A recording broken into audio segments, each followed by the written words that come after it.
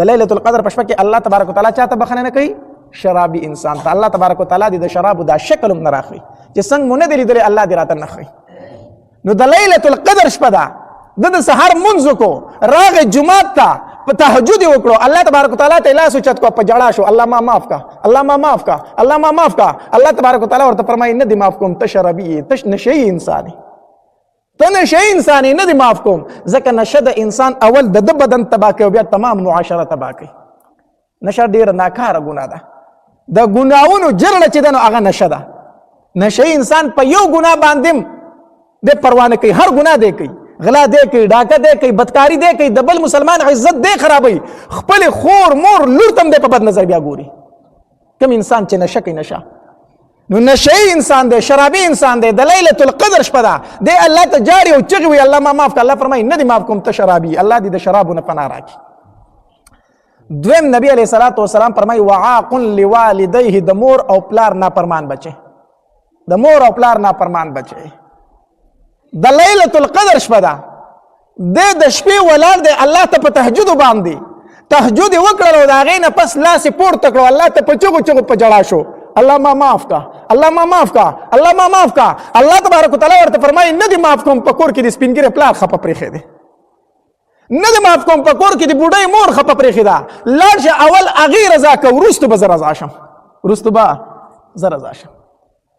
ځکه حدیث مبارک راځي نبی علیہ الصلوۃ والسلام فرمایي رضا الرب فی رضا الوالد وسخط الرب فی سخط الوالد او کما قال علیه الصلوۃ والسلام. نبی علیہ الصلوۃ والسلام فرمایي د رب رضا د پلار پر رضا کې، د رب خفګان د پلار په خفګان کې. پلار رضا رب رضا، پلار خپا رب خپا. الله حدیث مبارک کې راځي نبی علیہ الصلوۃ والسلام نے صحابي ته پوښتنه وکړه الله پاک پیغمبر په ما باندې د پلار څه حق دی؟ نبی علیہ الصلوۃ والسلام ورته فرمایل دا پلار دی د جنت په دروازو کې منځنۍ دروازه ده، منځنۍ دروازه. حدیث مبارک کې راځي نبی علیہ الصلوۃ والسلام فرمایي یو تابعدار بچی دی او د مور او پلار مخ ته د ثواب په نیت باندې وکتل، د یو قبول شوی حج او د یو قبول شوی عمره من ثواب په الله ورکوي. صرف د پلار مخ ته په کتو کې د حج هم ثواب دی، صرف د مور مخ ته په کتو کې د عمرې هم ثواب دی. او موږ چې حج عمرې دپاره څومره کوشش کوو که نه کوو؟ الله دې موږ ټول بوځي، خو چې حج عمره وکړو نو دا موږ ته پته ده چې دا قبول شوي دي. په یقین سره موږ ویلی شو چې دا قبول شو قبول نه شو. نن سبا خو به ډېر کم حجونه او کمې عمرې قبلېږي، ډېر کم حجونه او کمې عمرې به قبلېږي. نن سبا خو به ډېر کمې، ځکه چې اکثر خلک دا وایي چې یاره ما ته حاجي صاحب خلک وایي ایره پلان کو خپل پلار بوسته چې زه هم لاړ شم کنه، ایره پلان کې خو لاړ خو چې زه هم لاړ شم کنه. نن سبا سیالي ترخ شوي، نوم ترخ شوی دی، نوم ترخ شوی دی. نو مونږ او تاسو چې حج کو عمره کو د هغې د قبلېدو هېڅ پته نه لګي. او په کور کې چې مور ته ګوري د حج هم ثواب دی پکې، د پلار مخ ته ګوري د عمرې هم ثواب دی، او قبول شوی حج عمره ګوري قبول شوی. او حج عمرې دپاره هر تن کوشش کوي، د مور او پلار د رضا کولو هېڅوک کوشش نه کوي، ښه د هغې هېڅوک کوشش نه کوي.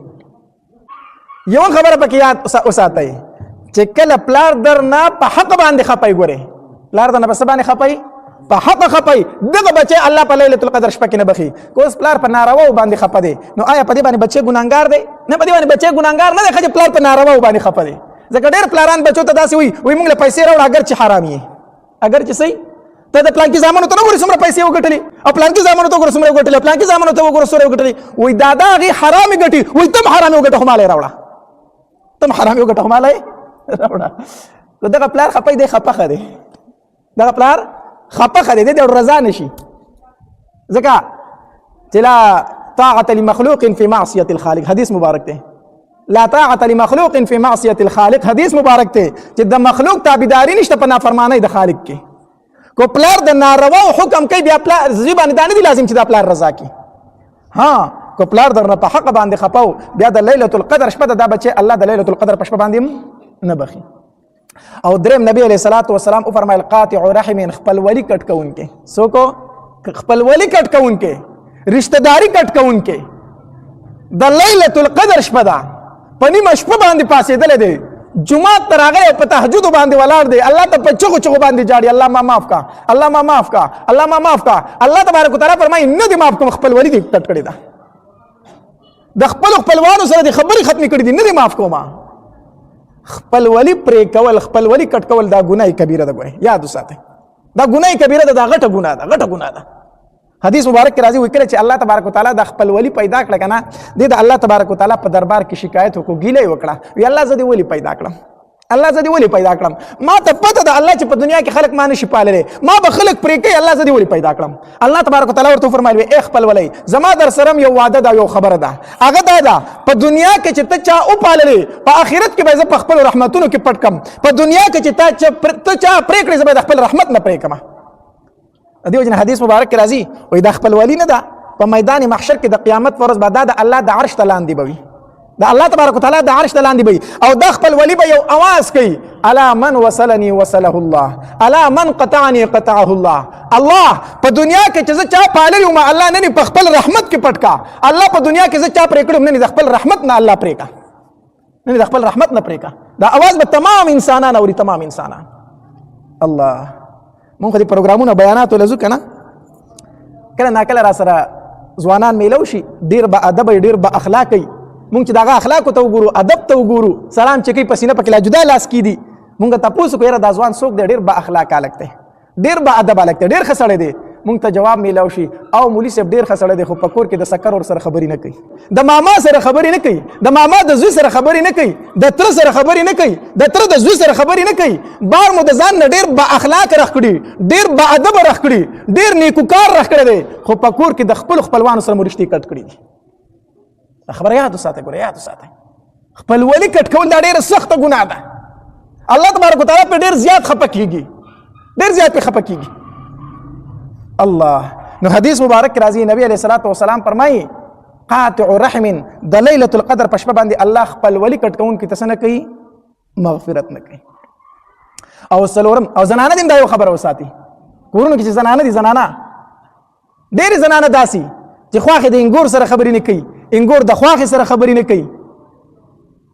یور د یور سره خبرې نه کوي کومې زنانه چې په کور کې دا خبرې یو بل سره کټ کړي یو بل سره خبرې نه کوي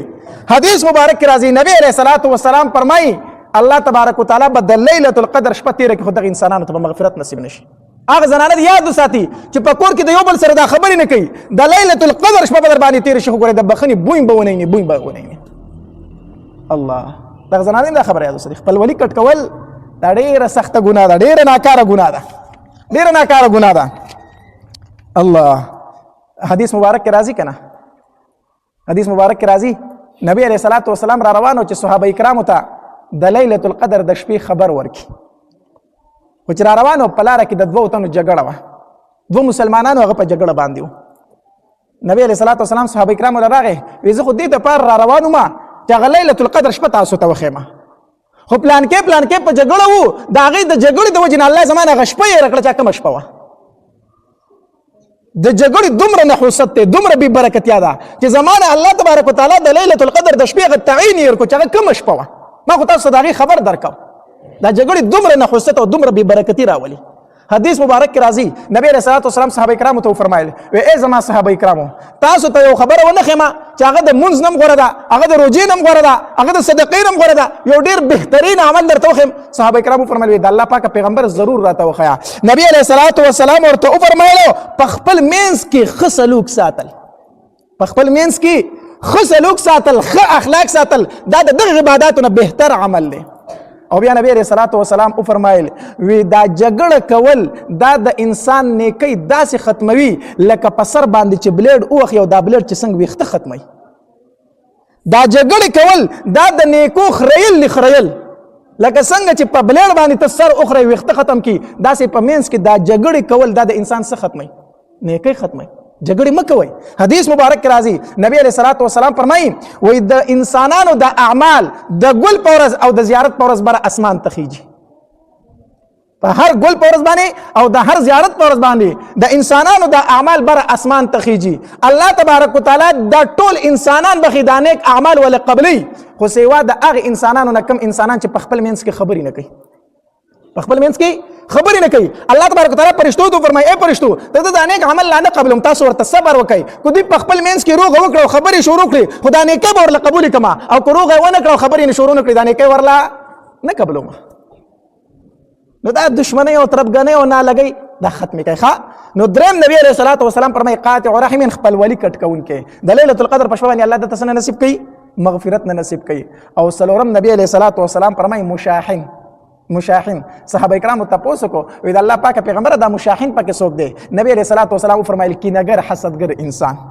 کینګر او حسدګر انسانو. زبر درته په صفا پښتو کې وامه د ليله القدر په شپه باندې الله هغه انسان ته مغفرت نه کوي کوم انسان چې په خپل زړه کې بل مسلمان ته خیره ساتي،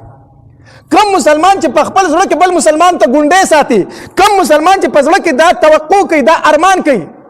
کوم مسلمان چې د بل مسلمان په تکلیف باندې خوشحاليږي، کوم مسلمان چې د بل مسلمان په بیزتی باندې خوشحاليږي، کوم مسلمان چې د بل مسلمان په تاوان باندې خوشحاليږي، یاد دې اوساتي دا انسان چې د ليله القدر شپه به تیر شي خو د مغفرت بوی به ونی، د بخښنې بوی به ونی، چې په زړه کې بل مسلمان ته خیره ساتي، په زړه کې بل مسلمان ته ګونډې ساتي. نو نبی رسول الله صلی الله علیه وسلم فرمایي د ليله القدر په شپه باندې الله چاته مغفرت نه کوي؟ مشاحن ته، کینګر او حسدګر انسان ته. حدیث مبارک کې راځي وای دا حسد د انسان نیکی داسې خوري لکه اور چې وچ لرګي څنګه ختمي، اور چې وچ لرګي څنګه ختمي، داسې دا حسد د انسان نیکی ختمي. د چا سره د څه شی اولی دوستا خوښ شو وای الله دا د روزي کو مالم داسې راکا، دا د روزي کو الله داسې مالم راکا، داغه گاډي دی، داغه بنگله ده، داغه جیداد دی، داغه شهرت دی، داغه علم دی، داغه حسن دی، ارزه چې دی داغه تا اولی دل وای الله دا د روزي کو مال داسې راکا، دا جایز دی. حسد څه شی دی؟ حسد دا وی الله کومه راکای کو نه راکای خو د دې سپیرنه والا، صحیح ده کنه؟ دا حسد دی، دا د انسان نیکی ختمي. الله نو حدیث مبارک کې راځي نبی رسول الله صلی الله فرمایي په ليله القدر په شپه کې الله تبارک وتعالى د تمام انسانانو مغفرت کې سیوا د دې سلورونه. کم یو شرابي انسان، دویم د مور او پلار نافرمان بچي، او دریم نبی رسول الله فرمایي خپل ولی کټ کون کې، او څلورم نبی رسول الله فرمایي کینی والا انسان، کینګر انسان. الله دې د دې ګناونو نه پناه راکړي. ورونو خو یو خبره کوم، کو دا ګناه را پکې چې د وس نه توبه وباسو، ورنه د رمضان مبارک میاشت پتیر شي الله براته بخنه نصیب نکي، نو بیا خیره د چاوا د جبرئیل علیہ السلام امین پی د چاو د نبی علیہ السلام. اسینه چې موږ د جبرئیل علیہ السلام په خیره کې راشو، د نبی علیہ السلام په امین کې راشو، الله دې موږ چری په دغه کې نه راولي.